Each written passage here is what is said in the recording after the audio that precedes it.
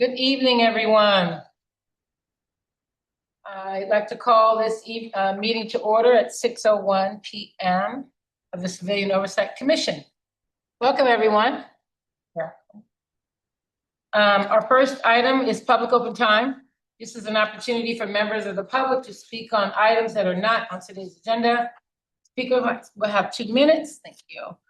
Each. They have 2 minutes to speak each. Are there any members of the public who would like to speak at this time? Welcome. Yes, right here. Yeah, right in front. Should I speak up there too? Yeah. Okay, so I know that the county has taken SCAP off the budget, or it looks like we haven't seen the final budget yet. But we have not heard from the sheriff if he's going to stop doing the SCAP funding on future years. So we'd like to see him refute the SCAP funding and just take it off the table going forward. Also, there's still 4 people in April after they got released from jail. They were picked up at ICE, and that is because the public booking log is online, and so they post release dates where ICE can look on the public booking log and see that, oh, this person's getting released, and so they're getting picked up. There's other ways to let victims know if somebody's getting released. It's called the fine. And so, I would like to see, I think, looking into those 2 things moving forward is something that should be on your periphery. And I hope that you have an open mind to that. Thank you. Thank you. Process question. Is somebody keeping time for me? I don't have nothing in front of me. I can. Okay, thank you. No, winging it. You had all the time. It wouldn't matter. I wasn't gonna say nothing. I'm gonna let you go. Not prepared. All right. Any other? Zoom. Anything on Zoom? One. Okay. Hi, can you hear me okay? Yes. You can? Yeah. Okay, great. Yeah, I wanted to provide a little reality check on the last comment. It's a nice idea that simply by ending the SCAP funding, you would eliminate the cooperation between the sheriff and ICE. But I think if you look at the actual structure of, I'm sorry, what? Can you hear me okay? Hello? Yeah. Okay. If you look at how ICE is structured and the power that DHS has, they don't need the cooperation of the sheriff. And one of the comments was, if you would just take care of this booking log problem, and this is really something that, local activists who have turned a very, very willful blind eye to the technology that DHS has and that the sheriff itself has, it's a moot point between Paragon, Graphite System, and Cellbrite. Sheriff has Cellbrite, DHS has Paragon's Graphite program. DHS and ICE, they do not need any cooperation from the sheriff to figure out who they're going to pick up and when. And I think it's a little bit intentional on the part of kind of indivisible groups. They want to rally people for the 2026 elections, and they want to give them a sense of purpose, which is good.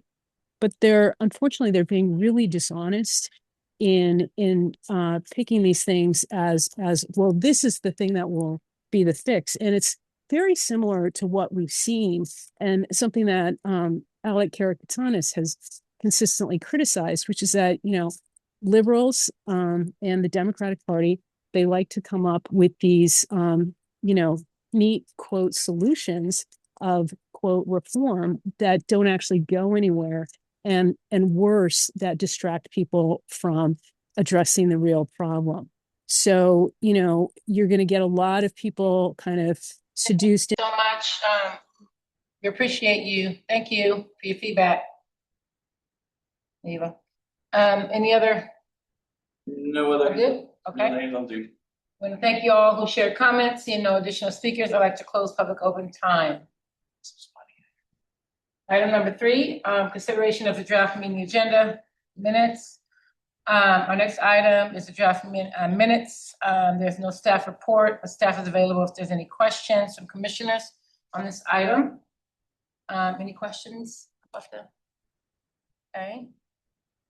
There are no questions from commissioners. I'm gonna allow for open public comment on the minutes. 2 minutes.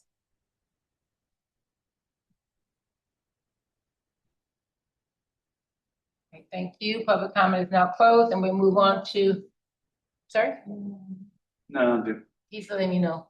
Yep. Yes, yeah. Public comment is now closed, and we'll move on to the commission discussion on the item, which is the approval of the draft meeting minutes. So We motion. Uh-huh. I make a motion that we approve the draft meeting minutes from the March 9th meeting. I have a first on the table. Can I get a second? Second. All right. Any discussion? No discussion. I have a first and a second on the table. All those in favor? Any opposed? Abstentions? Motion carries.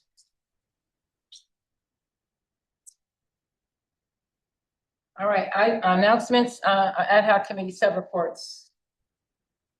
I invite commissioners and subcommittee representatives to provide their updates in turn. After each update, we'll ask for commissioner questions and then save comments until after public comment. Okay? Update on Inspector General hiring, and it's gonna be Lynn will provide the update. Thank you, Chair. I'd like to update everyone on the Inspector General hiring. They are still in background. We have not heard back from the investigator as far as I know, but it is anticipated to be done this week, hopefully, or maybe next week. And at that point, if they pass the background screen, then we can start talking about start dates, which is very exciting. So I'm sorry I don't have more information for you, but that's the latest that I'm aware of. Thank you. Any questions? Lynn?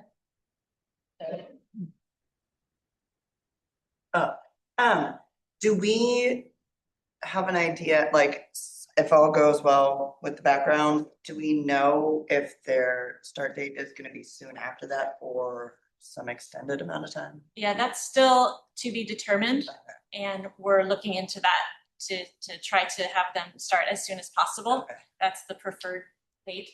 But there might be some different things in going on, so we'll let you know. Any other questions for? I have a question. Are you down to 2 applicants now that you're doing the background?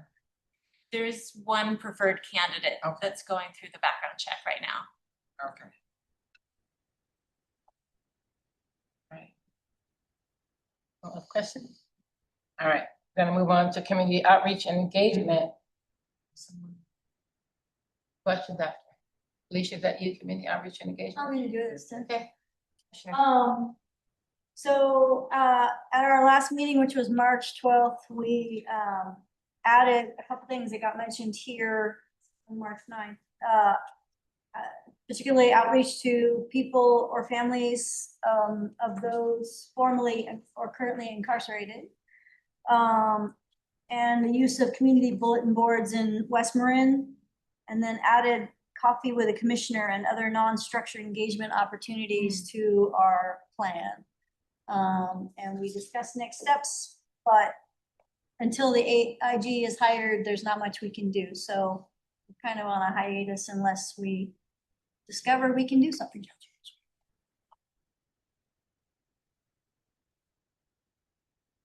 Questions? Yes. Question, the packet that we prepared for the, our committee members, or, I mean, not committee members, but all of us commissioners. Or is that ready to be presented out in the community, or we have to wait till the IG? I would advise waiting until the IG has been appointed. And the reason is that we're doing some very basic outreach already, right? We have a website, we have our newsletter, we're just kind of covering the basics. Anything additional, since the community outreach and engagement is in the responsibility of the Inspector General, and the COC is to consult and advise, I would advise you to wait until they are appointed so they can look over everything and then, you know, get the whole program up and running with you, with your guidance. So hurry up. Yeah. Is that any other questions? Okay, we're gonna move on, commissioners, to bylaws and code of conduct. And who is giving that report? I'll give that report. Thank you, Winston. We had an additional subcommittee meeting where we completed and finished up our re-review of the draft bylaws and incorporated feedback from the commission and from the public into that. So that's completed. We also began the review of a draft code of conduct, which is the companion document to the bylaws. We are still in the middle of that. We anticipate one, maybe two additional subcommittee meetings to finalize the code of conduct. And then we plan to provide both drafts together to the commission for the review at that time, because we think if they're tied and they have cross references, so it only makes sense to do both together. Are we getting close to? Yeah, thanks. Okay. Can we like adopt that before the IG, or is that something we have to wait on for the IG also? I don't know. The commission may recommend that to the Board of Supervisors for approval without the Inspector General, but you might want to have them take a look at it since they are professionals in this field, and they might have some recommended adjustments. And so it's up to the commission, but it's not required for the ordinance. But the board, that does remind that Board of Supervisors has to approve it anyway, so they probably will ask us to. So I would. Just feels like we're being asked to wait on everything for the IG, and that's not the impression I got when I first sat on this commission. Is that we have responsibilities of our own outside of the IG, and the IG was going to be here to support the work that we're doing, and now it feels like we're here to support the work of the IG. So I'm just making that note for the record. It's a little confusing for me. And I just want that noted. I don't think we need approval to get our bylaws done. I do it on boards all the time. It can always be amended later, so that we can get it done before the person starts. It can be June when they start at this rate. So I'm just giving my 2 cents. Let's keep it moving. We don't have our rules and regulations that guide us yet, right? So I would like to maybe see at the next meeting that these things are ready to go. Any other comments? Agree. Okay, commissioners, can we move on to training curriculum? Okay, we met once since the last full commission meeting.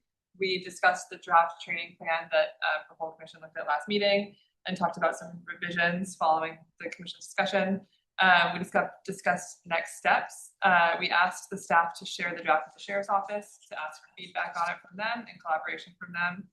We recommended that the chair and vice chair consider using full commission meetings when we have time for NACOLA trainings, which I think we're doing today. So yay. Yay. And then we also recommended going on hiatus until we get feedback from the sheriff or from the IG. We kind of are at a spot where we've done all we can do until we get someone. Let's see what else. Staff afterwards, Lynn said that staff shared the draft training plan with the sheriff's office for review, and then also conveyed the recommendation regarding the use of the commission for NACOL. So that's all. All right, great. So thank you all for your feedback and updates. Public comment is open on these items.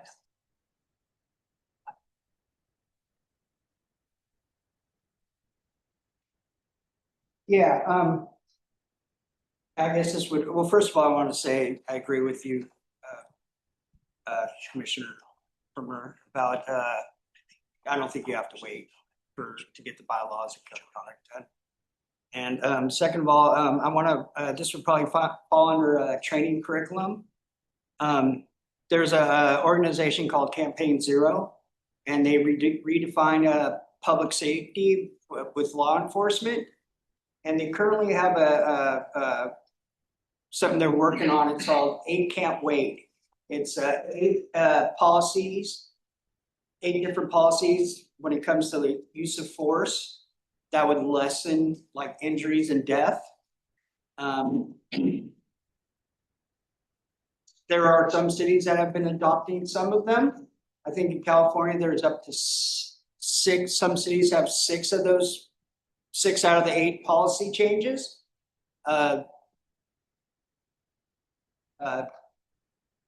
Breakdown sheriffs only have 2 out of those 8. And so this is an organization that is willing to do presentations on there. Some of the policy work that they're doing, and I think they'd have an open invitation to for you guys to come and check them out. But I think this is also something that could get done without the sheriff, since he's not wanting to come in until the IG's hired. But it's something I think you all should look into. It's just a way to strengthen public safety when it involves law enforcement. Thank you. Thank you. Any other public comment? We have one on Zoom. All right. iPhone NC, you are able to talk. Hi, can you hear me okay? We can hear you. Great. Yeah, I just want to cite, we were encouraged to pursue 8 Can't Wait back in 2020. And, even I think by that summer, we had realized that 8 Can't Wait is actually just liberal drivel, unfortunately. And I'm citing a Harvard Civil Liberties Law Review from June 17, 2020, Why 8 Won't Work, the Failings of the 8 Can't Wait campaign and the Obstacle Police Reform Efforts Pose to Any Sort of Change. So, I would like people who are listening to this, and I would like the commissioners to be aware that, these sorts of quote unquote reforms are really, they're indicative of total failure to reckon with the enormity of the problem that we have. But you're going to hear it from people who head nonprofits, who want to get appointments to county commissions, because it's the kind of thing that the county finds acceptable. But it's 2026, and 6 years ago, we knew that 8 Can't Wait was no good. And I remember talking to Lisa Bennett about it because she was pushing it. And I was like, hey, Lisa, take a look at this. And she was like, oh, and, she kind of reconsidered whether it made any sense. And so I really question why people are 6 years later trying to promote 8 Can't Wait. I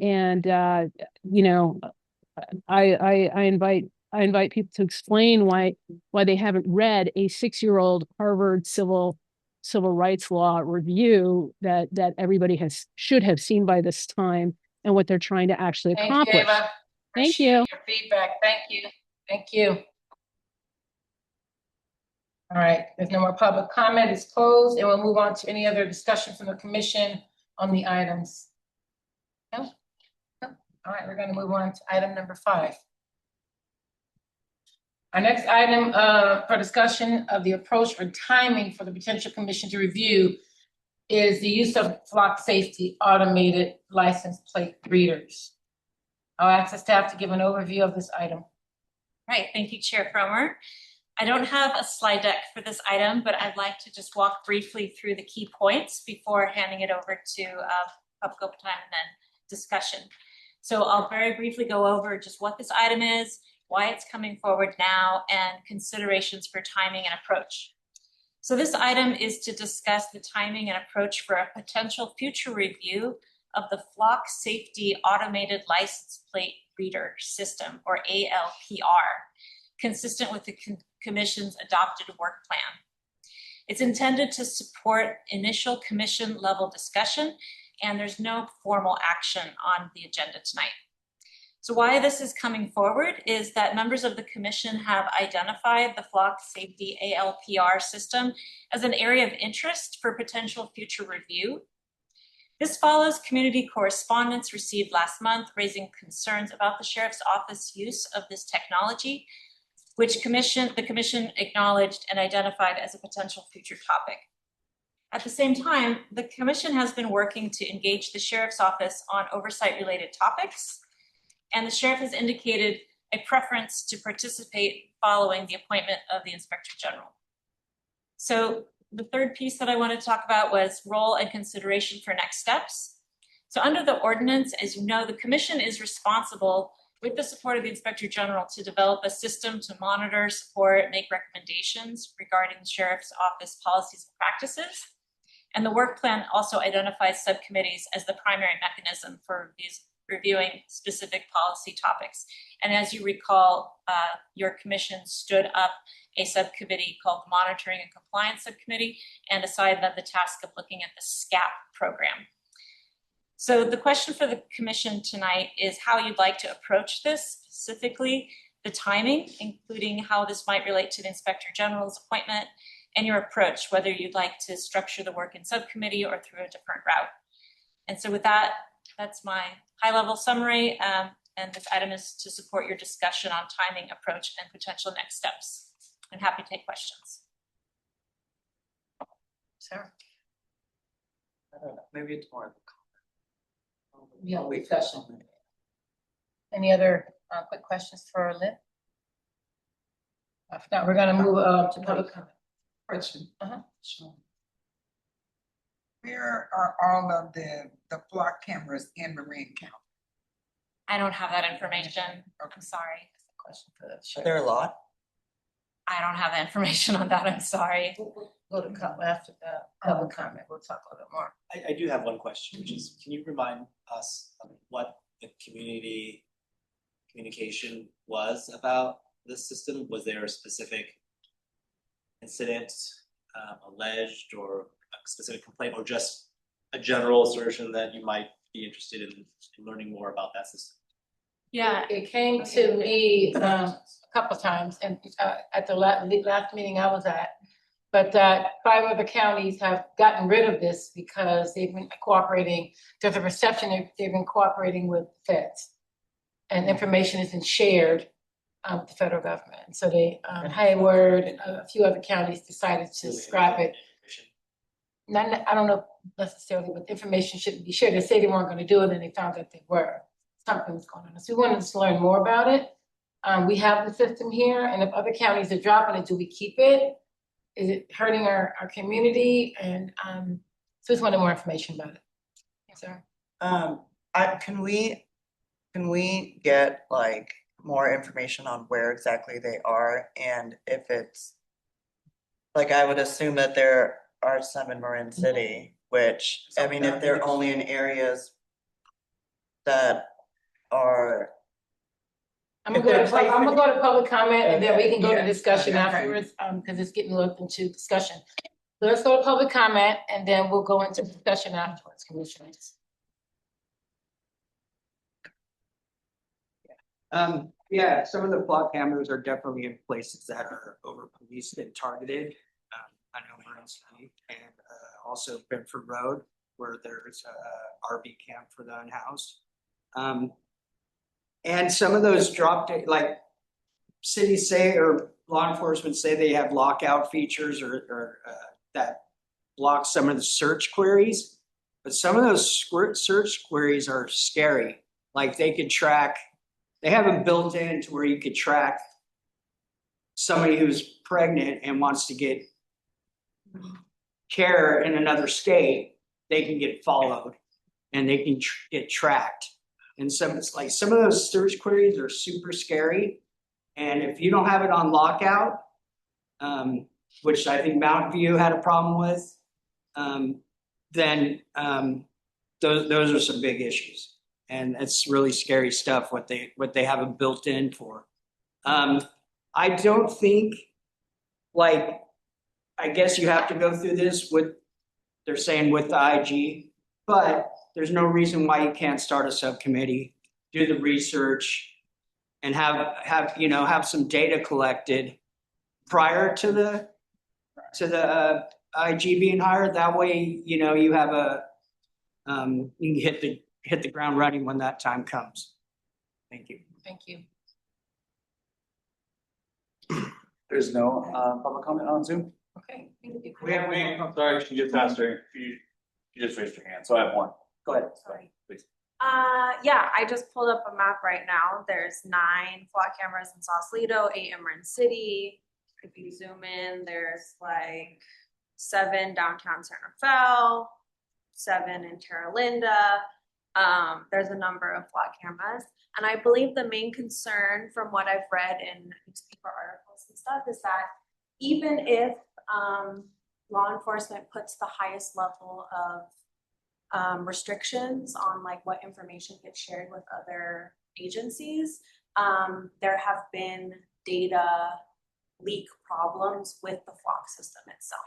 So like I know San Rafael PD has very strong limitations on restrictions. They have the highest level of restriction set, but that happened in Mountain View as well, where as far as they knew, they had asked that this information not be shared with any federal agencies, and it was anyway, without them knowing, which is a problem with the flock system, not necessarily whatever agency has requested the flock system do. And that's a major concern if the law enforcement agency believes that they have set certain restrictions and the flock cameras are not complying with those restrictions, whether they're doing it purposefully or not. And that's been a problem in Mountain View. There have been other problems in the state, but also nationwide, that I'm happy to follow up with an email with those newspaper articles and stuff, so you can look into it more. Thank you. Okay, we're gonna move on to Zoom. I have 2 users on. We Thanks. Can you hear me okay? can hear you. Great. Yeah, I am curious why everyone is so concerned about flock right now when much more invasive technology has been used by the sheriff with Cellbrite. And meanwhile, ICE has had the Pegasus graphite program since October of 2025. And it almost seems like a deliberate effort by, certain like cohort of like, liberal Democrat that wants to kind of distract people from the enormity of the surveillance problem, especially with this Israeli tech. And I've never heard any of the former working group members bring up the Israeli tech. Cellbrite is Israeli. Paragon is Israeli. Paragon has the graphite program.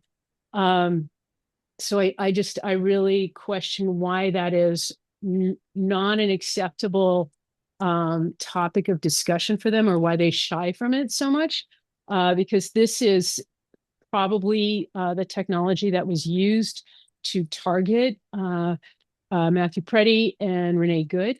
And it just, for some reason, there's a cohort within the it is mostly indivisible, and the Democrats as a whole, they do not want to discuss how embedded Israeli surveillance programs are in law enforcement, especially in the state of California, since the 2014 California-Israel Trade Pact.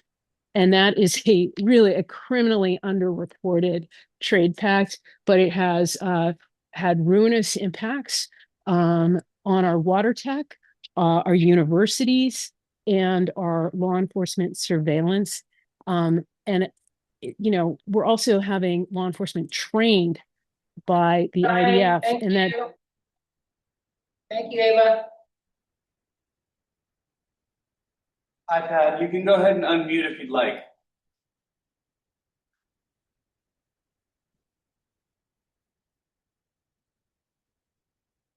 You can move on. Okay. All right. Public comment is now closed, and we'll move on to commission discussion. Sarah, you have a comment? I don't remember. Information. Okay, information. You were asking about information. Yeah. To ask for. That was I can't remember my first question, but if we could get information about like where the block cameras are. I mean, I think that's the first step. I also, as much as I like wanna do as much as possible, I'm getting frustrated with subcommittees and having all this work. I feel like we have a lot of work that we're gonna be dumping on the IG when they come in, and they're gonna have a lot of work just getting in and settling in, and so I don't know if forming another subcommittee to do all this work right now is the right move. That's my thoughts. Okay, because we have the outreach committee, ad hoc committee, we're just on hiatus right now, but this is something I would like to do the research on. The flock cameras, where they are in Marin County, all the details that comes with it, what other cities are doing in Marin County regarding it, and also in the Bay Area. But I would like to take that research on to bring back to this commission. I do think we should create the topic, we should create a subcommittee for it, like we did. You don't think it should come just under the community outreach? We're just under, we just took a break. I know, but I think it's two separate things. I think we're all on breaks. All the subcommittee, except for But bylaws. community outreach. And I'm gonna pass it along to staff to answer that, but I think a subcommittee can focus on that, like, completely. Yeah, I think we could go on. It has the beginning and the end, yeah, because it's not something, our outreach committee is a standing committee, we need this ad hoc committee is just gonna be something we do the research on, and, you know, I do hear the point that, San Rafael, and I do notice for a fact, they have the highest rate of restrictions on there, but it still can be breached, because in Mountain View, they had the same thing and it was breached, and that's why they got rid of it. But I just wanna know, you know, I do think we should create a subcommittee at some point, just to do some more research and keep it within the binds of that, and they get members on it to come back report to us, so you can be on that, Felicia.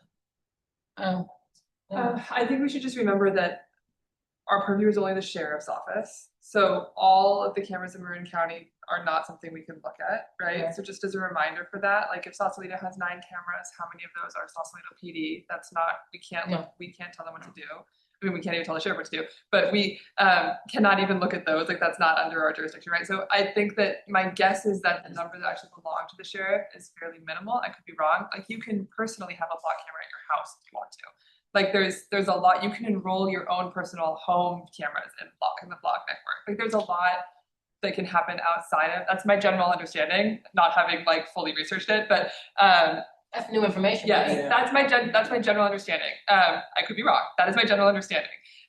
So just as a reminder that like all we would be looking at are the sheriff's cameras, which may not be a whole ton.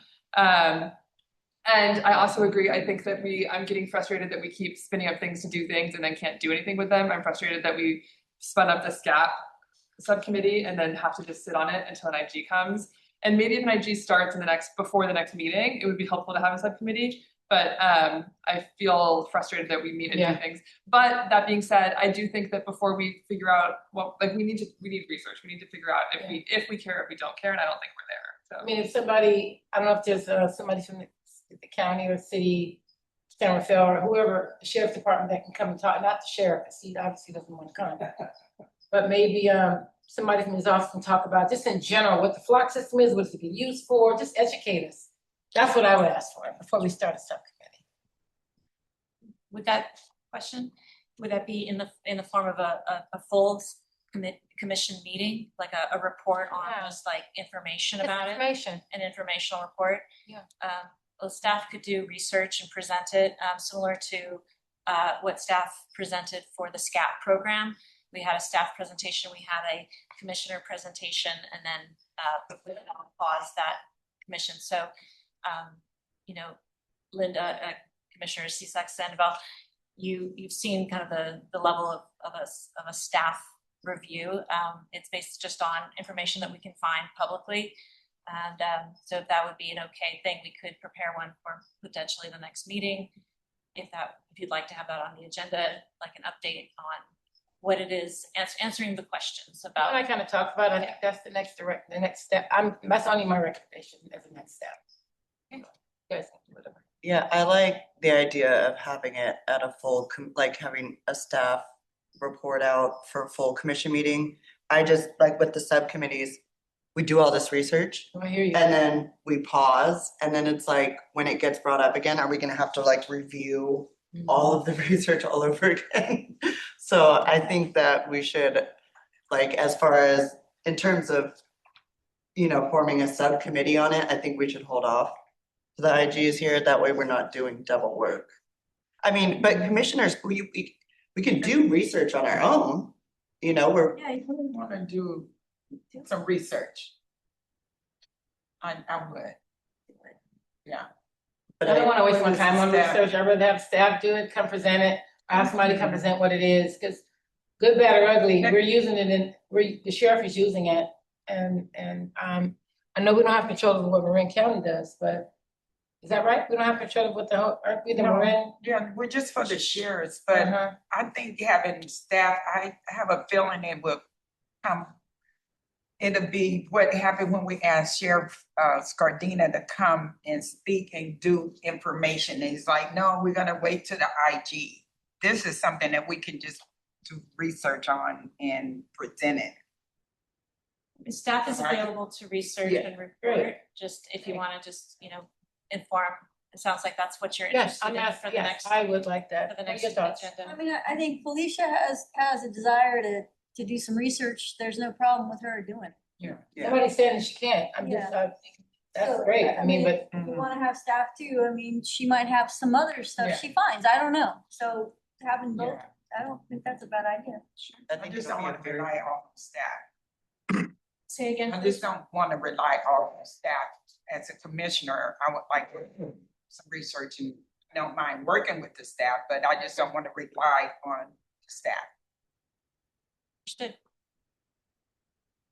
Maybe it could be like a dual, like how staff did their or report on SCAP, and then I provided maybe it could be like a joint effort. so do we disagree? We have to vote on it, but you agree you guys work together? A joint effort.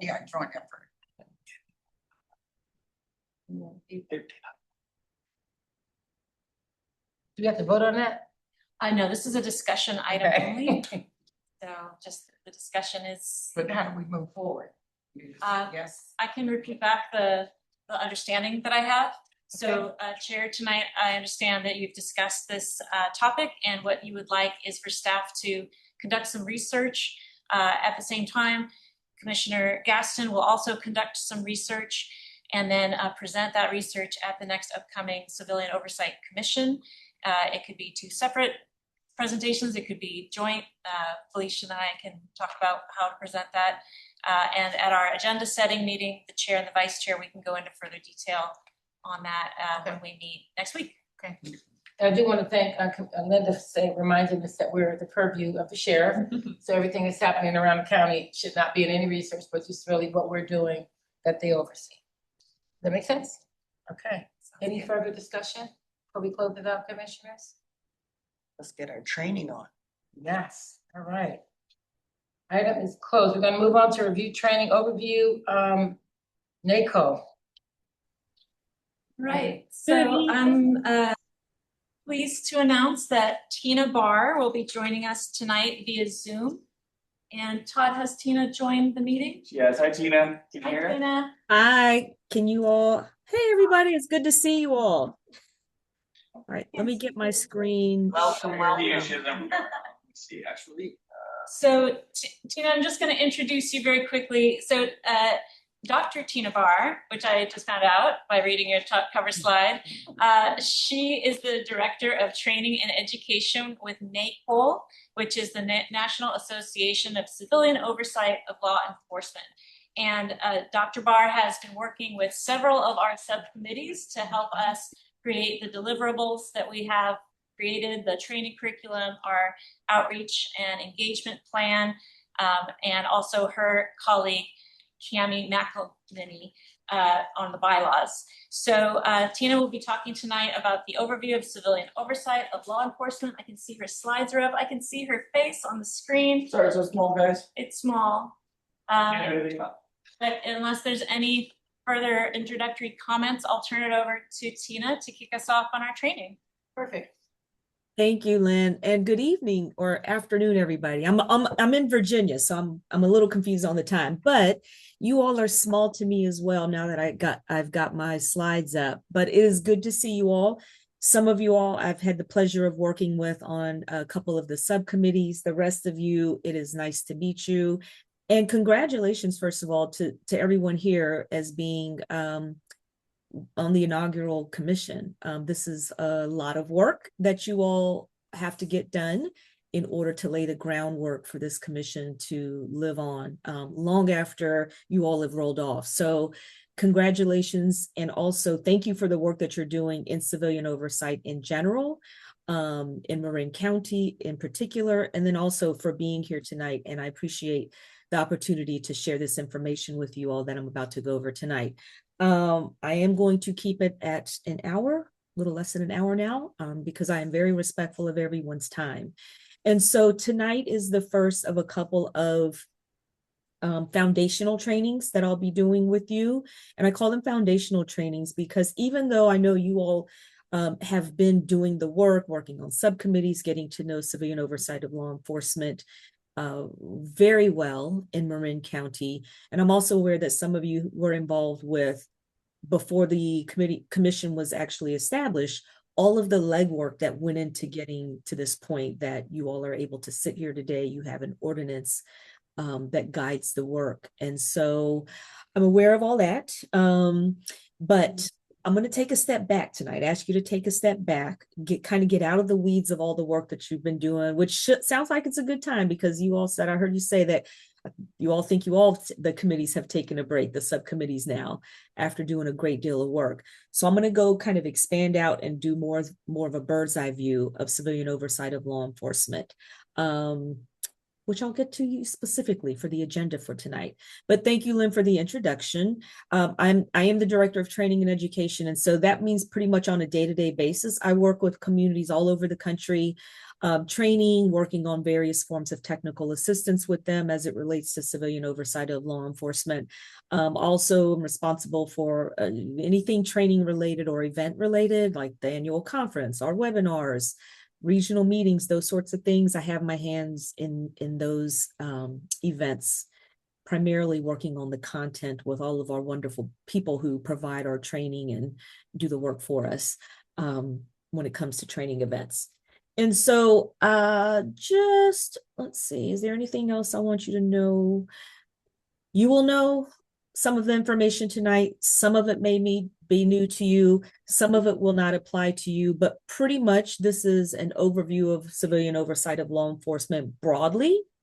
And we're going to get more into the specifics of your ordinance and the 13 principles of effective oversight whenever the next training will be that I do with you all. So the agenda for tonight, very simply, I'm going to briefly talk about the what and the why of civilian oversight of law enforcement. And then I want to do a timeline. I want to go over a timeline of civilian oversight of law enforcement in this country. 20s to the 90s, because those are the most pivotal, that's the most pivotal time period right there. And then I will also talk about the various oversight models and ranges of authority. So again, I know you have been in the weeds doing the work with your commission as commissioners, and that you all are also hiring an independent monitor. And so I'll get more into those ranges of authority, typical ranges of authorities coming up. All right, so just in general, oftentimes it is not unusual that civilian oversight of law enforcement results in a community as a result of a critical incident that has happened when it comes to policing, or a series of incidents that have occurred over time, both of which have impacted in a negative way the community's trust and confidence in a law enforcement agency. Very common way that a lot of civilian oversight entities have been established. So in those situations, in those incidences, when whether it's a series of events or a critical event that has occurred, how the community responds as a result to deal with the lack of trust that has resulted with the community's trust in the police department. It impacts all segments of society, and that can be to a positive effect or a negative effect. But the most successful solutions are not just one thing or one entity, such as civilian oversight being created, but the most successful responses to those critical incidents or a critical incident is a combination of efforts from multiple stakeholders and segments of the community. And so, for example, of course, civilian oversight we see as a very instrumental part of that response, but it's not the only one. For instance, there may be a need to address certain laws that affect policing, and particularly disproportionate effects of policing on different communities. So there might be laws such as immunity laws or sentencing laws that need to be addressed. Of course, there's might be a need for better or available mental health and social services in the community, because we do know from experience working with boards and commissions across the country, a lot of the calls that they get from community members actually have nothing to do with misconduct complaints about police. There are people who are reaching out to the board or commission because they think that it's some entity that could possibly help them because they're not sure where else to go.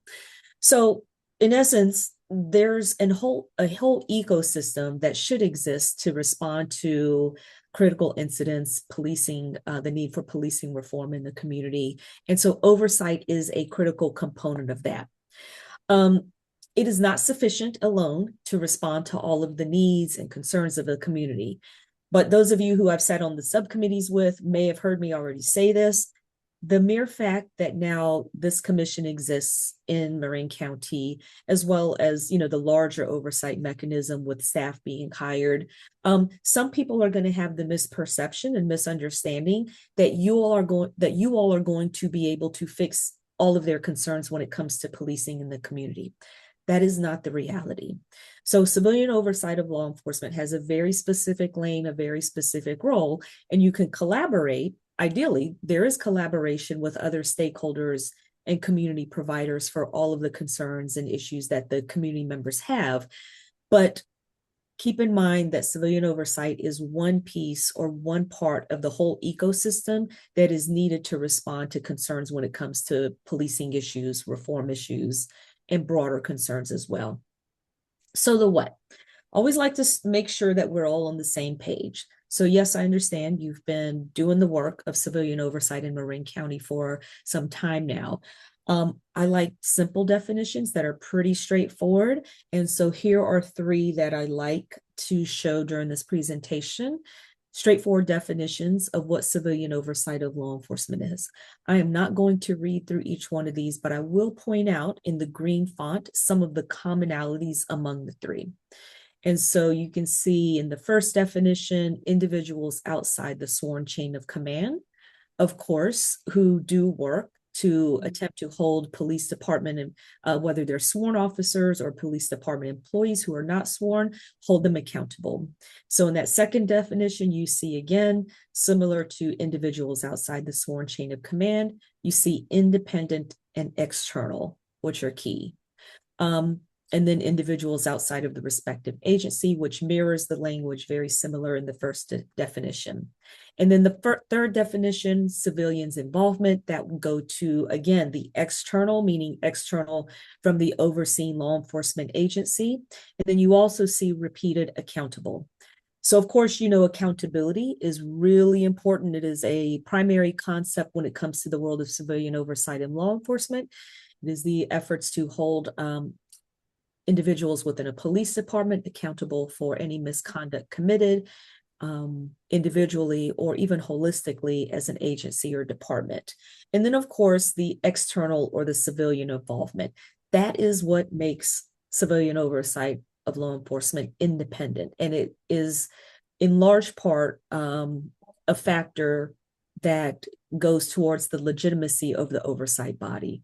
Has to be clear distinction, not within the same department, within the same chain of command as the overseeing law enforcement agency.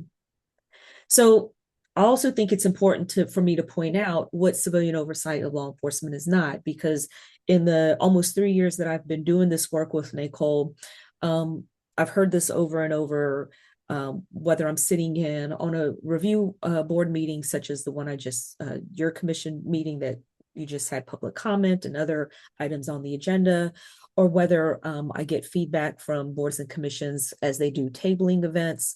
A couple of common misperceptions that board and commission members have to deal with, or people bring to them.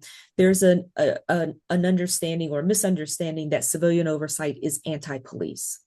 And so on the next slide, I'll spend a little bit more time talking about this, but is actually the opposite of being anti-police. A lot of the mandates written by ordinance, written by charter, in the mission statements of commissions and boards or various oversight offices includes the very specific task and responsibility of building bridges among all stakeholders in the community, and specifically with law enforcement agencies, right? Being the bridge between the community and the agency, as well as establishing collaborative relationships with individual stakeholders in the community, including police departments and sheriff's offices. And in some cases, in some states, even prison systems. And there's also the misconception that oversight of law enforcement, jails, and prisons is this radical concept. It is not a radical concept. And when I get to the timeline of the evolution of oversight in this country, you'll see that the idea and the recognition of the need for civilian oversight of law enforcement has been around for at least 100 years. So more to come on that when I get to the timeline. For now, here are some of the reasons why civilian oversight of law enforcement, we believe that it should exist in every city, right? It should be a part of every ecosystem in every city. So first and foremost, it has a role in protecting the rights of individual community members, all stakeholder segments. And so we're talking about constitutional rights, civil rights, as well as human rights. Through the course of the work that you're doing, and I'm going to talk about the work of reviewing cases, investigating cases, auditing, and monitoring. So I know that you have very specific, out of all of those, you will be reviewing cases out of those 4 areas. But some of the things I'm going to talk about have to do with investigating, auditing, and monitoring.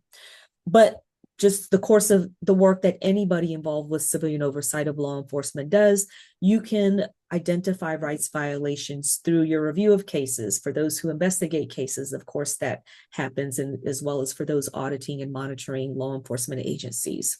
But whether it's a single incident or whether it's that you recognize a rights violation, or over time, a pattern of incidents, you can acknowledge those and also make efforts to address those violations through policy recommendations and other means.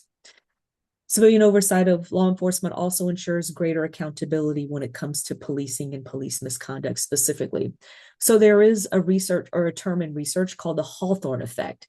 And that is essentially where there's a tendency, if someone knows that they're being watched or someone is paying attention to them, they're more likely to alter their behaviors. So to ensure that they're crossing all their T's, they're dotting all their I's, they're following policy, procedures, all of those things, because they're very aware that someone is overseeing what they're doing or someone is observing what they're doing. So you all, as a body that will be reviewing misconduct investigations, you all kind of are that layer that oversees and is paying attention to what people are doing, what officers are doing. So research-wise, the Hawthorne effect shows that there is more attention to detail from someone who is aware that someone is paying attention to what they're doing and will be reviewing what they're doing. Okay, so that can lead to greater accountability when you do recognize that there's misconduct, of course, after the fact, but also proactively or preemptively, if people are aware that you have eyes on the cases that they're involved in, then if we go with the Hawthorne effect, people are aware and are more likely to alter their behavior for the better, in more accordance with policies, procedures from their agency. Oversight actually also supports effective policing. So again, building bridges, which are a couple of the other ones coming up. But in addition to building bridges, as by virtue of reviewing the cases that you will review, there are going to be a lot of cases where you uphold the findings of the independent investigation or the internal affairs investigation. And so by that essentially means that no policies were violated, that the outcome of the investigation in some cases you agree with, right? Of course, there will be other cases that you disagree with, all fine and great. But there will be instances where you're upholding the decision that policies were not violated. Now, having said that, in some cases, policies may not have been violated, but a part of what you're going to be doing as you review cases over time, if you start to notice that there's a particular sheriff's department policy or procedure that comes up repeatedly over time, you may realize that, oh, no one's violating that policy, or it hasn't been violated in the cases that we're reviewing. However, there may be a flaw in that particular policy, the way it's written, the way law enforcement officers are trained on it. And so there's an opportunity to address flawed policy in those cases. But in essence, supporting effective policing is one of the reasons that if oversight is effective and a good thing for a community. The next two I see kind of go hand in hand. Oversight can help build bridges between the public and law enforcement, and then also increase public trust and confidence in police. And so, okay, let me start with building the bridges. You all, as the commissioners, and you represent different areas of Marin County. So in essence, you are the voice of the community in a lot of ways. And so you can express the interest of the public to law enforcement through the course of your meeting and just in general your work, and vice versa. So you do have a critical role being that bridge between different segments, those two different stakeholder groups. And I will point out at this point that you all can be in a tough position sometimes because of the work that you're doing. If you're doing it effectively, then that means every single case you review, there's a high possibility that there's someone who's not going to be okay with the decision you arrive at. And so in most cases, people understand this is how the course of your work goes. You can never satisfy one group 100% of the time. And people, if they view you as legitimate, they see you as a trustworthy body, then even if they don't like the outcome of a review of a case, they can accept that if they believe that you conducted the review in a very fair manner. But there may be other times where people are going to be upset about what you did or didn't do, a decision you made or didn't make. And so I just want to point that out, but just the reality of doing this work. If you're doing the work right, just be prepared for being in a position where someone's going to be upset with you most of the time. But going back to building the bridges and increasing public trust and confidence in police. So yes, you are a critical bridge between the two groups. But when it comes to increasing public trust and confidence in police, if everything is going smoothly in oversight and it's doing what the community set out for it to do, you're improving, building the bridges among all the various stakeholders, you're making solid recommendations, you're reviewing misconduct complaints and making a difference in that regard. And you're also working collaboratively, because that has to happen to a degree when you're doing oversight, even if you're just tasked with reviewing cases. For example, there has to be an agreement. How do you all get the case information that you're gonna have to review? How do you relay like actual very specific detail and procedures? How are you going to communicate the information back so it gets to the police chiefs? All of the steps involved with that. There has to be collaboration. There has to be a working agreement with the sheriff's office. So if the oversight body and the sheriff's office is working together in an effective manner, don't always have to agree on everything, but there's respect there, you're working effectively, there's that solid relationship there. By virtue of what the community sees, that can increase the public trust and confidence in the sheriff's office. That's a natural byproduct of that. On the flip side, if there's a lot of tumultuous things going on between the oversight body and the law enforcement agency, then guess what? That is not going to help with the trust level when it comes to law enforcement, the law enforcement agency. And also, it can damage the credibility and legitimacy of the oversight body as well. So it is really imperative that those relationships are intentionally established and maintained throughout the course of the existence of the oversight body. And then, of course, civilian oversight of law enforcement helps to manage risk. In one of the most obvious ways that I see this on a daily basis, I get Google alerts that have to do with civilian oversight of law enforcement. I see on a regular basis lawsuits being filed by citizens against police departments and sheriff's offices for a wide range of things, but oftentimes that stems from a police misconduct issue. And so with the existence of civilian oversight of law enforcement in the community, this is a mechanism that community members have to address their concerns, specifically concerns about a police interaction or sheriff's officer's interaction that they've had. And so, believe it or not, this actually does, if caught early on by using the oversight mechanism, it can prevent and avoid a city from having to go, or someone having to file a lawsuit and the city end up paying lots of money. So that's worst case scenarios, an issue a community member experiences leads to that, but it is not uncommon. I see it on a regular basis. So theoretically, the more oversight exists and is proactive about addressing police misconduct issues and just policing concerns in generally that a community has, the more that risk is minimized. Okay. So this slide, notice at the top, the heading is Codified Civilian Oversight Entities in the United States. Right now, we do not have a exact number of how many oversight bodies there are in this country. We hope to have that later this year or in early 2027. However, here's what we do know about the numbers of oversight bodies in this country.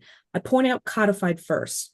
Codified mean that the oversight entity was established by charter, by ordinance, or by some kind of guiding legislation, even including a mayor's executive order. It does not include advisory boards that a sheriff's office or sheriff or a police chief can establish. So I also field a lot of calls in my position for people who are interested in forming civilian oversight of law enforcement. And some of these people think that oversight already exists in their city or county that they live in. And upon talking to them, getting more information, I realized, okay, you actually don't have codified civilian oversight in your city or county. What you have is an advisory board that the sheriff or a police chief created. Now, for great purposes, to get feedback on their policies, their procedures, or whatever it is that they're doing. However, it's not codified by any means. They can create one of these advisory boards one day and literally the next day they can disband it. Or even if it's going well, like a sheriff or police chief has it in existence and it's actually going well and is very helpful and the community finds it beneficial. If a new chief or sheriff comes on board, other one retires or gets a new job elsewhere, new person comes on board, they can decide we don't want to have this. So those are not codified. Of the codified civilian oversight bodies in the United States, we know that in 1980, there were 13. Then we know in 2000, there were over 100. And then, of course, in 2023, largely due to the murder of George Floyd, that number jumped significantly. There was a huge spike in the number of cities and communities and counties that created civilian oversight of law enforcement. And I will say this, some of those during that time were so anxious and recognized the need to have civilian oversight of law enforcement, which is great. But in establishing, some of them made the mistake of trying to do it so quickly and so fast that they did not put in the proper infrastructure in place to really sufficiently sustain the creation of oversight. So created some problems, but it's great that they exist. But going too fast can actually result in some problems. So of these around 250 so that exist currently in this country, no two oversight entities in any existence are exactly alike. Oversight bodies or mechanisms in counties and cities are created at the local level. So yes, we have some principles that can help the creation and the maintenance of civilian oversight of law enforcement bodies. But really, this is a local process. That is what it takes to create oversight in the community. For those of you who are involved with this, you know very well what I'm talking about. There was an exploratory phase. There were lots of community meetings. There were people coming to the tables with the unions, with city officials, city council, community activists. So ultimately, nobody gets what they really want civilian oversight to look like from the very beginning, because there's compromise, there's negotiations. So that is why we say that no two bodies look exactly alike.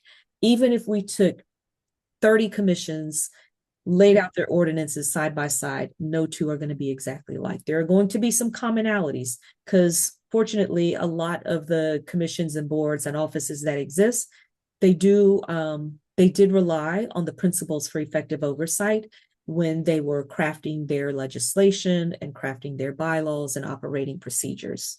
So, but just point that out. So whenever, if you ever have the chance to talk to someone who's on a commission or a board in another city or county or even another state, just keep in mind, you may feel like you're speaking a different language because your authorities may be so different. And I will refer to commissions, boards, panels interchangeably. I'll try to focus on commissions here since that's in your title, but just know those are the three most common terms that are used for review type bodies. Okay, getting to the evolution of oversight. Generally, over the last, or since oversight became a concept, it has gone from the very initial oversight bodies that were created from being reactive to being proactive. And in the next 5 or 6 slides, I will elaborate on what that means. But generally, you can see the course of what oversight has been from since the beginning. Typically, it started out early on with review boards. So boards and commissions were tasked with reviewing completed misconduct investigations. Over time, it expanded to having independent oversight investigators who then took on the responsibility of investigating misconduct complaints. And then after that came the idea of the existence of auditors or monitors, which take a much broader scope. So I'm going to talk about each of those a little later on. I want to get to the timeline first. So you can see in this timeline, and you all do have access to the slides in your packets, but from the 20s to the 60s, this is where we see a recognition of the need for civilian involvement when it came to overseeing police conduct, and then the actual creation of the initial civilian review boards. So you can see in 1928, the Los Angeles Bar Association established the Committee on Constitutional Rights. And so basically this committee recognized the need to, and actually created a means to record complaints of police misconduct, right? They recognized that police misconduct was happening to a large degree. And so they started recording these incidents. They could not act on them, but as early as 28, they were recording them. Then in 1931, the Wickersham Commission, which is a commission that was established by President Herbert Hoover to review the criminal legal system and issue recommendations regarding that reform of the system. And so you can see in their report, I'm gonna have to look at my larger slide. You can see that in their report, quote, physical brutality was a widespread, almost universal police practice. And so they recommended, quote, some disinterested agency in every locality take complaints against the police. And so the term disinterested agency, if you think back to the definitions from an earlier slide, that's that external body or independent body. So just a different term, but the same idea as far back from a federal commission in 1931. And then in 1935, the mayoral task force at the time was established by the Mayor LaGuardia, and he appointed the task force, created the task force in a direct response to what's known as the Harlem Race Riots of 1935. Here I'll pause to point out that early on, a lot of these civilian review boards that were created, I'm only going into a couple of them here for the sake of, just the time. And also there's a lot that historically can be told about the early review boards. But a lot of the initial review boards were created in direct response to what was going on with the civil rights movement, racial injustice during, going back from the 20s, the 30s, and even earlier. The existence of civilian oversight of law enforcement is inextricably linked with the racial history of this country, and particularly when it comes to policing of particularly Black communities in the United States. And so you'll see on this timeline some of the comments, especially with the presidential commissions, tie directly to what was going on with race relations at the time. All right, so going back to the New York City Mayor's Task Force. So as a result of that task force, the commission actually recommended in 1935 that a committee be established to receive complaints against the police. So this was the very first documented recognition or attempt or recommendation to form in a specific city the external review of police complaints. Now you can see later in the timeline in 1953, it wasn't established until 18 years later, the New York City Civilian Complaint Review Board, 1953. So it took 18 years from the recommendation for it to actually be established. And then you can see in 1948, the very first actual civilian review board was established in Washington, D.C. As you can imagine, during this time frame, the 40s, the 50s, there were significant challenges to the existence of these two and some of the other subsequent review boards that were established. In some cases, especially in Washington, D.C., although it was established in 48, it was never fully funded to carry out the work that it was tasked to do. It's pretty much to the point where there was a huge backlog. And so ultimately that review board actually was disbanded when there was a budget crunch, but also the backlog was significantly, like, years in the making. And so ultimately it did fail. However, it was reestablished in subsequent years. And so Washington, D.C. actually does have oversight in the city. But the point being, the very early review boards faced significant challenges from police unions, from community members, in some cases, segments of the community, because as you know, any type of change is hard for some segments of the community to accept, especially during the height of the civil rights movement. The second slide and the last slide regarding the 20s through the 60s, the early civilian review boards in 1948, I think the first board to be established by executive order was in Philadelphia.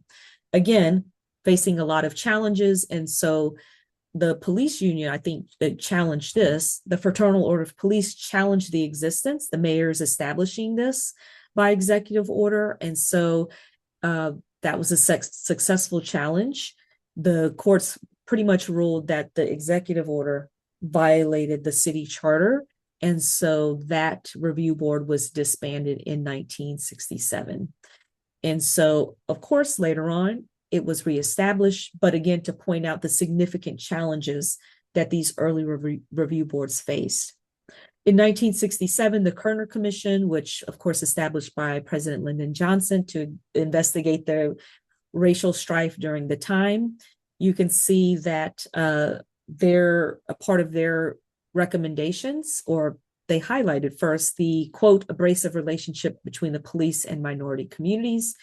And they also recognize the lack of, quote, effective mechanisms for handling complaints against the police. So again, that early recognition of needing to do something about the police violence, police issues that were going on. So the Kerner Commission recognized a specialized agency with adequate funds and staff be created separate from other municipal agencies to handle, investigate, and make recommendations on citizen complaints. And so notably in their recommendation, they did acknowledge and they pointed out the lack of funding and the lack of staff that some other civilian review boards had encountered. Those are the barriers and challenges that they were encountering at the time. So although they were being created as early as the 40s and 50s, they were not sufficiently resourced and staffed to carry out the work in an effective and meaningful way. And then just to put the Kansas City, Missouri Office of Community Complaints on the timeline, they are the oldest continuously operating oversight agency in the country. So of course, New York, DC, Philadelphia, all were established prior, but they all disbanded for one reason or another. Okay, moving to the 70s and 80s. So here's where we see oversight no longer just being reviewing completed investigations of police misconduct, but now we're seeing the ability for some cities with oversight to actually conduct their own independent investigations, not relying on internal affairs or a police department's investigations. So of course, you see California being at the forefront of a lot of these efforts. So in 73, you see the Berkeley Police Review Commission, and then in 82, you see San Francisco Office of Citizen Complaints.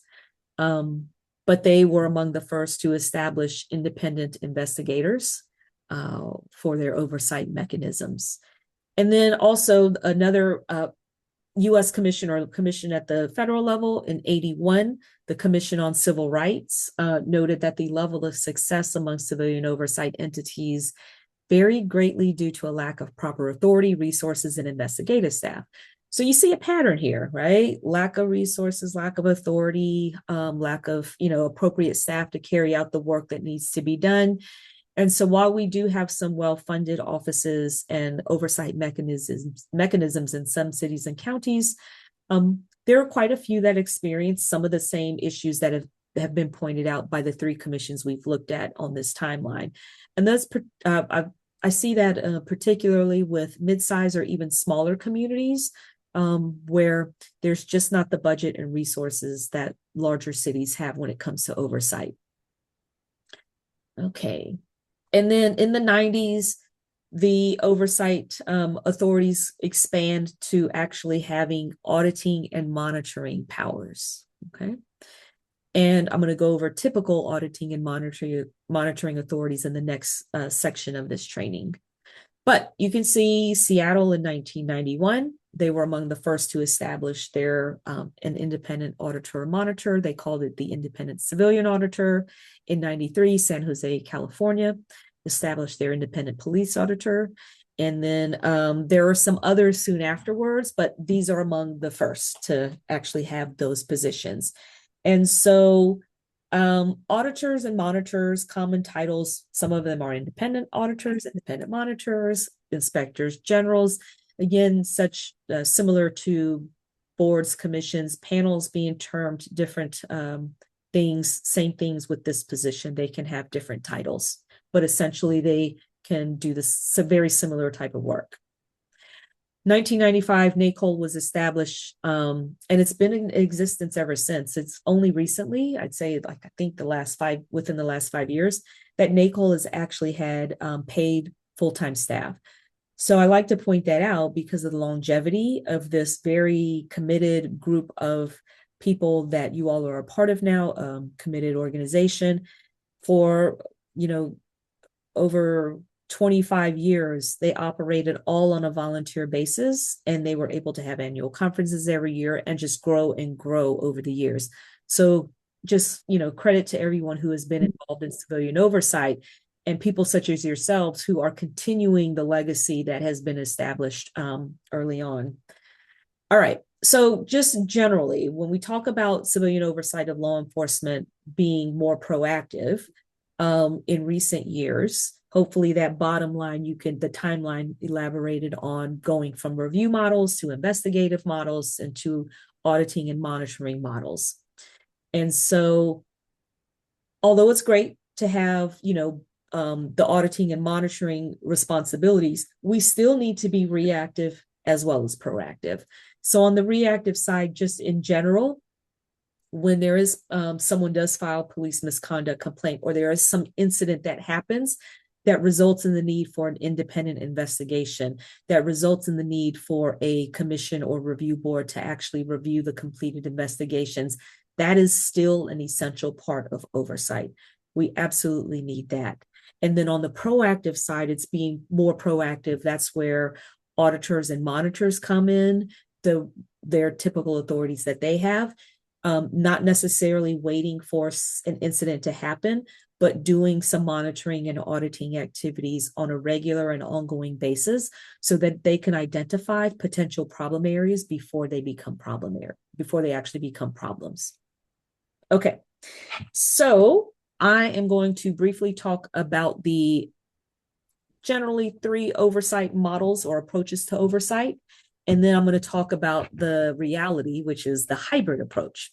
Okay, so in general, when we talk about oversight entities or oversight bodies, there are 3 approaches or 3 broad areas or categories of where authorities fall. So 1, review focus, 2, investigation focus, and 3, auditor or monitor focus. And then we have the hybrid. So I'm going to spend a little bit of time on each of these. So the review focus model is exactly what it sounds like. You all serving on this commission fall under, your authorities will fall under here mostly. And so this is typically whether they're called commissions, whether they're called panels or boards. Generally, these bodies are appointed, individuals are appointed by someone in city council or a mayor or a city manager or some combination of sorts, and are not paid for the work that's done. Now, there are some communities that offer very nominal stipends for the work that's done, but we're talking, 50 or 100. So sometimes I'm asked, are board and commission members paid? When it comes to civilian oversight of law enforcement, that is not typically the case. And so the graph on the right side, or the pie chart that you see on the right side, I like data. And so sometimes I will just put up some information so you can kind of have the context of oversight in general across this country. And so the pie chart on the right, someone who researched civilian oversight of law enforcement, the ordinances and charters, they looked at the 64 largest cities with civilian oversight and how their appointments to their boards and commissions were made. And so you can see that there were 6% where either the city manager or the mayor made all the appointments. There were about 8% where city council members made all the appointments.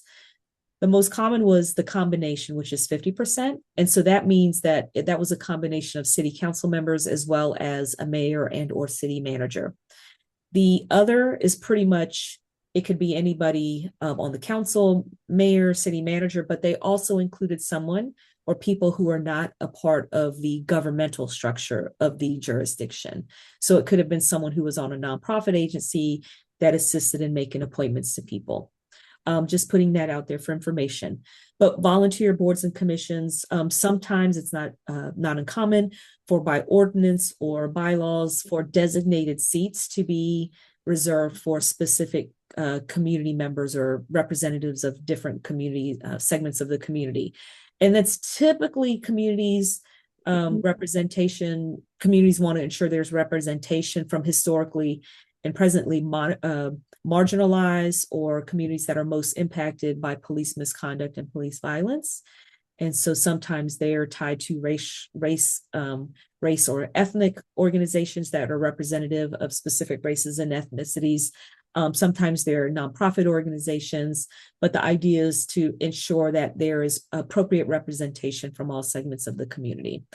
And then, of course, there is required some kind of staff support to support the work that the boards and commissions are doing.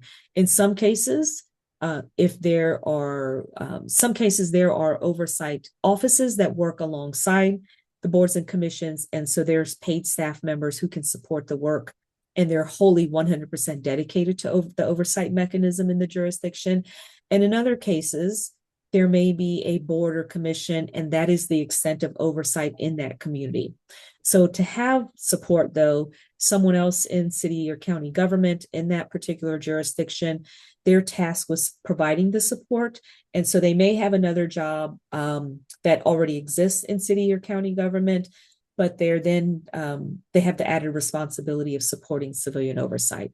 So cities and counties with 100% staff dedicated to oversight are actually, of course, that's best case scenario, and that's a fortunate position to be in. Of course, these are public meetings, and so they have to abide by public meeting laws and confidentiality requirements and all of those things. These are the most typical ranges of authority when it comes to review boards and commissions. It is not an exhaustive list.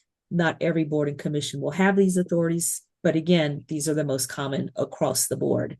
So of course, commissions and boards often have the ability to receive complaints that citizens, individuals file regarding police misconduct, and of course, reviewing completed investigations. In some cases, there are very specific parameters that are outlined for boards and commissions. For example, they may be dictated by ordinance or other means of what types of cases they will be responsible for reviewing and which cases they will not be responsible for reviewing.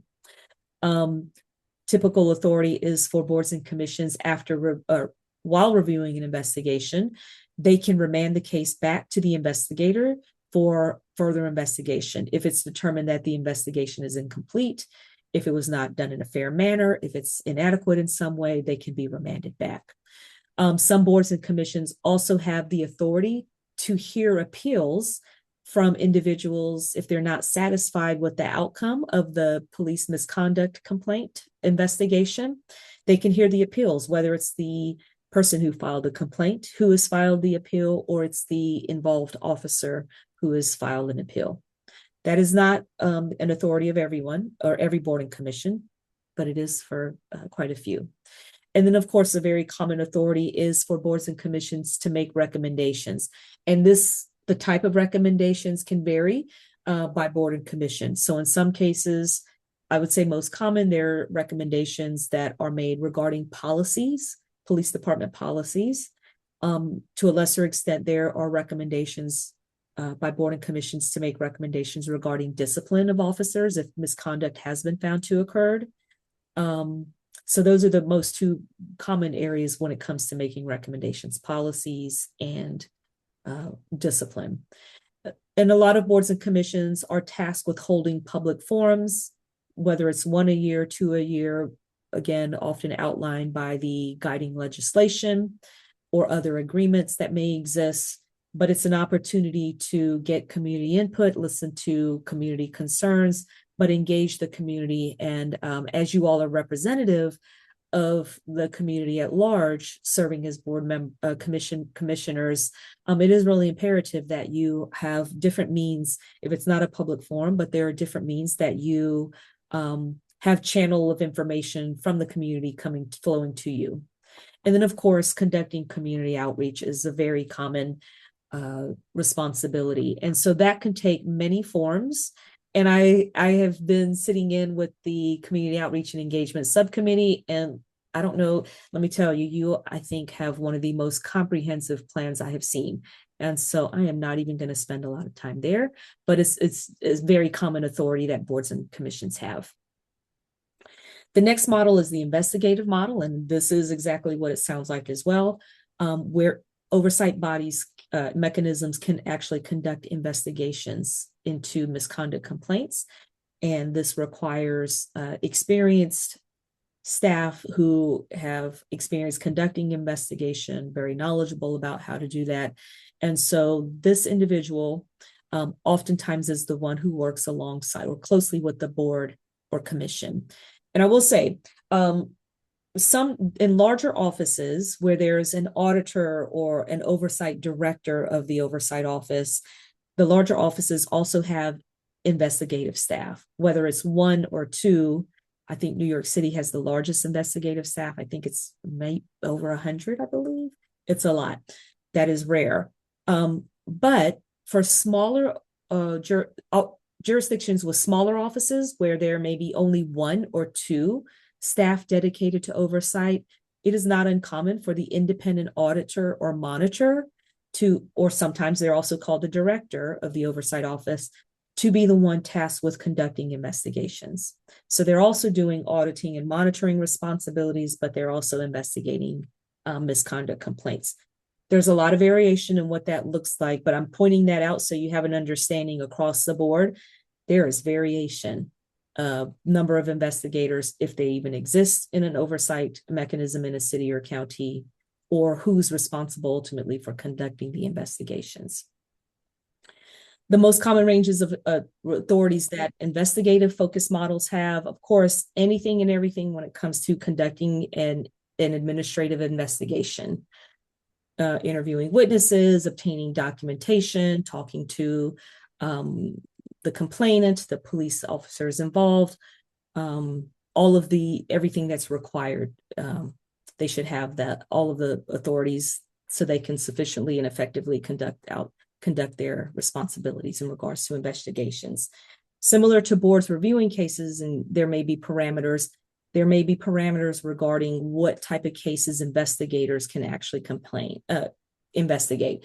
So for instance, some investigators in some offices can review use of force complaints, others cannot.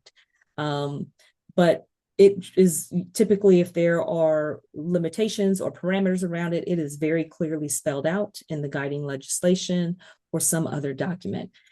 And another way that can determine whether or not the oversight investigator can handle a case, or who is responsible, if it's the police department or sheriff's office investigator or oversight, is who filed the complaint.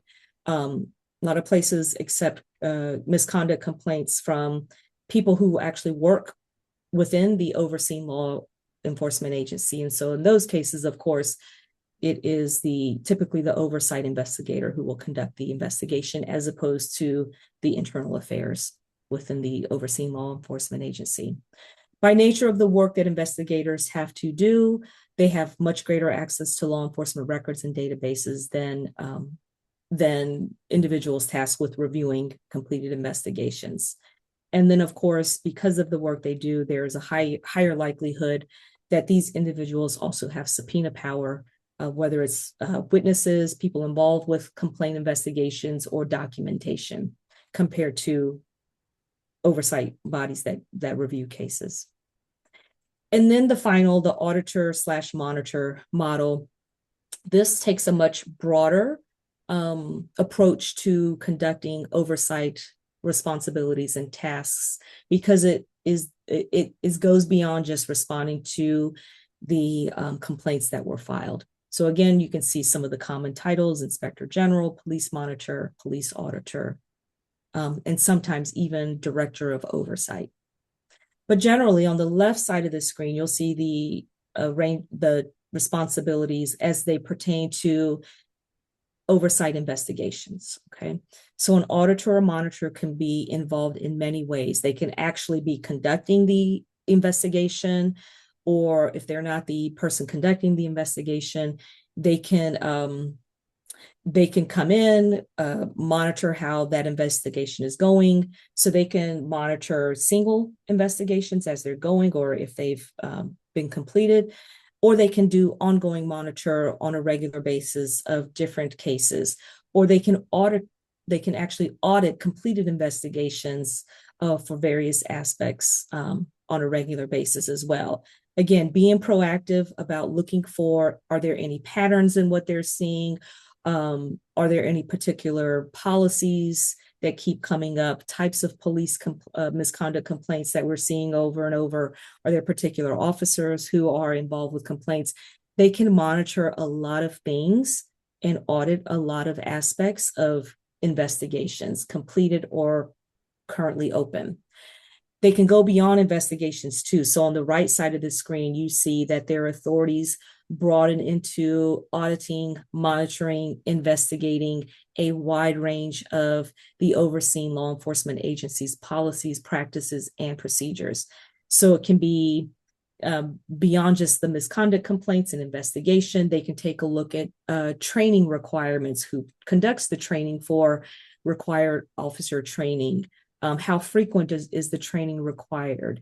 They can look at staffing and recruitment practices of the sheriff's office.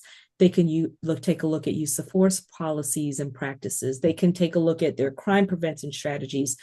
It's usually a very broad range of the types of things that they can audit and monitor, which is essential to be proactive about catching things before they become problems. So, of course, because of the broad scope of the work that auditors and monitors do, they typically have the highest level of access to police department records, to police department or sheriff's office information, and also the most direct access to individuals in the overseeing law enforcement agency. And then finally, the hybrid model.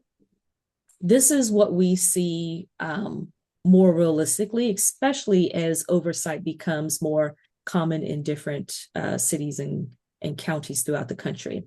So essentially, a hybrid model is when a city or a jurisdiction takes elements from the previous three, two or more of the previous three approaches to oversight, and they kind of create their own system. And so when we think of a hybrid agency or a hybrid system, a hybrid agency, when there's one oversight mechanism in a community, such as Marin County, and it's providing multiple functions of oversight. So you all will have an independent, I think the auditor, if I'm using police auditor or monitor incorrectly, the person in that position that is currently being, the background check is being done. But you all will have that person in place. You all have yourselves as commissioners. So you've got the review, elements of the review approach in place. You have elements of the auditor, monitor approach in place. So that's considered a hybrid agency. Now, a hybrid system is where there are multiple separate, distinct oversight entities in one city or county, and they all oversee the same law enforcement agency. And so good examples for that, these would be the largest cities in the country with oversight. So Chicago and Seattle are very good examples of these, where each of those cities, they have 3 or 4, maybe even 5 different oversight bodies or offices in the cities, in their respective cities, and they all operate distinctly. They are not collaborative. They are not single working together. They are distinct agencies that oversee the same law enforcement agency.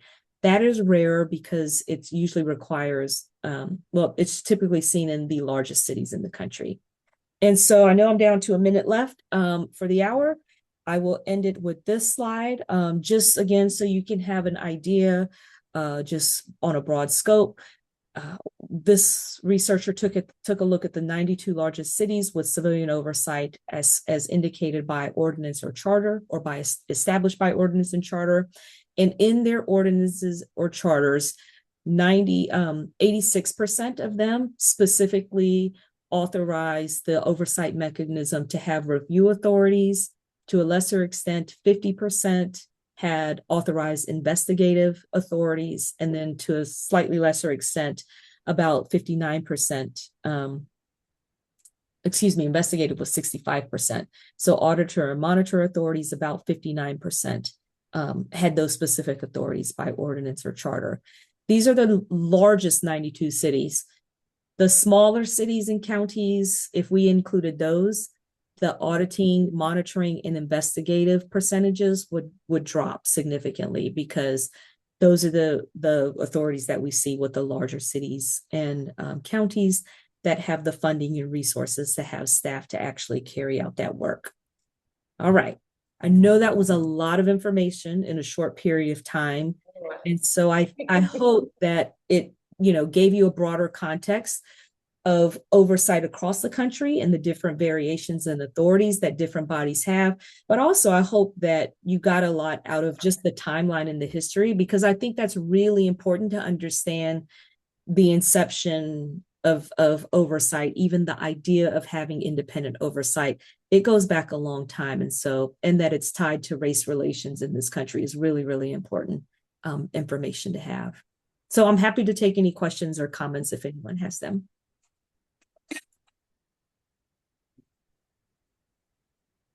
I just had a question out of curiosity.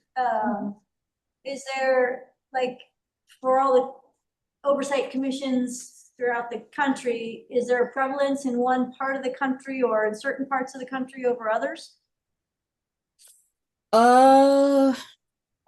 When I think of the map, so we used to have a map on our website, which is I mentioned earlier, we hope to have by the end of this year or early next year, that it's a map based on a database of all of the oversight mechanisms that exist in the country. There are a lot in California. The last map, or the last pinpoint map with all the pinpoints of it, I would say like California, it's kind of interesting, along the coast, the East Coast and the West Coast, there's significant numbers of oversight boards and commissions, but I can't say there are a good number throughout the middle part of the country too.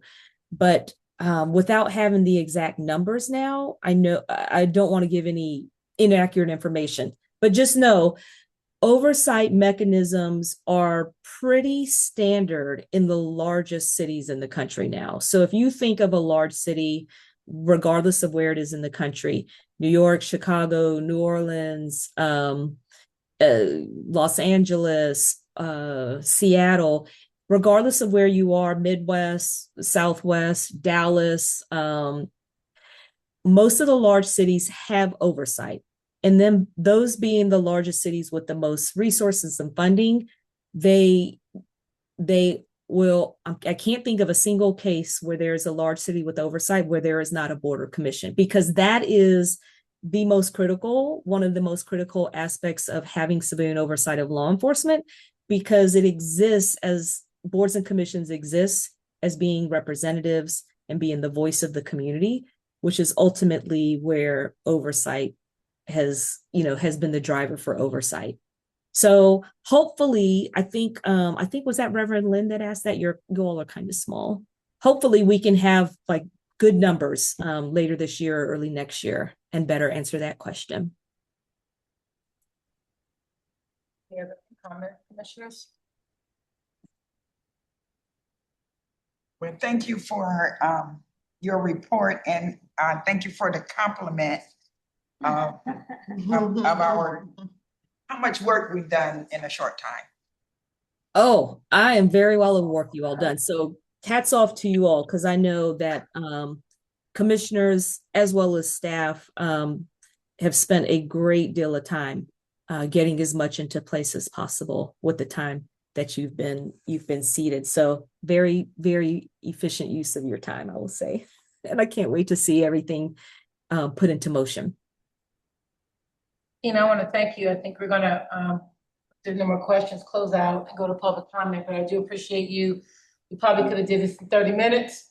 It was nice. I feel like we've had a little bit of NACO all along the way. Yeah. And so thank you, Lynn, because it's been, outside of the national, historical data, and I feel pretty briefed on, I didn't learn anything new except for the historical data. I felt good about that. And but I'm glad you're available to us if we have any future questions. So I'm opening now to public comment on the item. See if we do not have one. Oh, wait, no, yep, she'd like to talk, okay? I voted P, you are unmuted. Thanks. I heard that the woman from NACOL is open to questions, and I had a couple questions. Can you hear me? Hi, can you hear me? Yeah, I can hear you. My first question is, how much is the county paying NACOL this go round? Because I think the last time when NACOL was working on the working group, it was in the neighborhood of $70,000. I have to check my notes. Do you know how much you're being paid? You can't ask our guest questions. I'm going to clarify. Let me clarify that. Stephen? Oh. Can we ask? Can she ask her questions or not? She can make her comment, if the comments contain questions, that could be brief, very brief answers. Okay, go ahead and make a comment, but not a direct comment to, It won't be a it conversation. won't be a conversation. Okay, well, I was told I could ask a question, and so my question is, how much is the, well, that is my I'm still allowed to ask my question, whether NACOL, which is a private nonprofit and quite opaque, chooses to answer it or not. So my first question is, how much is the county paying NACOL, and how much did the county pay NACOL when it was facilitating the working group, during which time it willfully erased 8 of the 12 meeting recordings of the working group? I'd also, this one is not a question, it is a comment. I will point out that this presentation was quite interesting because the NACOL representative made very clear that the point of this commission is not really to challenge law enforcement. It is to have a good relationship with law enforcement to facilitate risk management.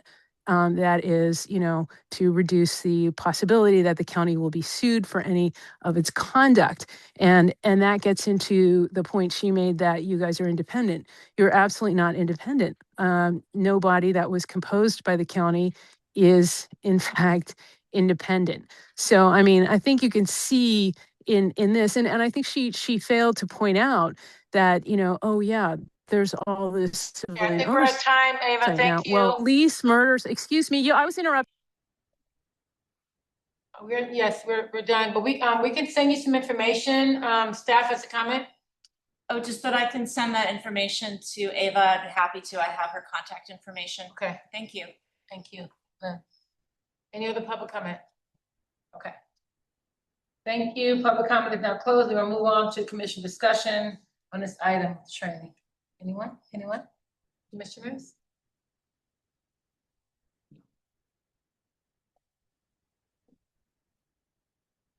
Well, thank you. That was good. All right. Thank you, Tina. Thank you, Tina. Thank you, Tina. All right. We're gonna good move luck on with to item everything. number 7. Okay. Thank you. care. Thank you. We're gonna adjourn the meeting. That concludes our agenda for today. Do you have a motion to adjourn? I make a motion to adjourn today's meeting. Got a motion on the floor. I will second. Linda, thank you for seconding it. All those in favor? Aye. Any opposed? Meeting is adjourned. I'm gonna get my thing. Gotta my get you a thing. gavel.